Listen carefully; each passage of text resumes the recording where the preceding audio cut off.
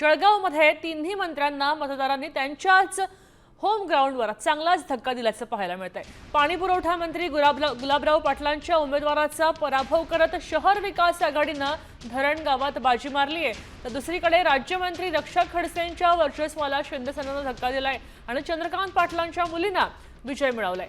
तर वस्त्रोद्योग मंत्री संजय सावकार यांची पत्नी रजनी सावकार यांचा शरद पवारांच्या राष्ट्रवादीच्या उमेदवारांना पराभव केलाय आणि म्हणूनच मंत्र्यांचा दारुण पराभव झाल्याचं पाहायला मिळतंय।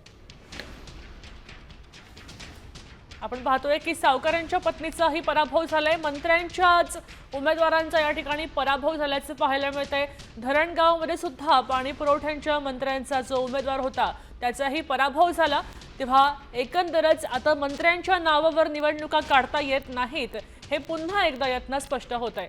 खडसेंच्या उमेदवाराचीही शिंदे सेनेकडनं हार झाली आहे, तर शरद पवारांच्याच उमेदवारांना या ठिकाणी पराभव केल्याचं पाहायला मिळतंय। सावकारांच्या शरद पवारांच्या राष्ट्रवादीनं पराभव केल्याचं पाहायला मिळतंय। तेव्हा मंत्र्यांचा दारुण पराभव झालेला आहे, मंत्र्यांची शक्ती कमी पडलेली आहे हे दिसतंय।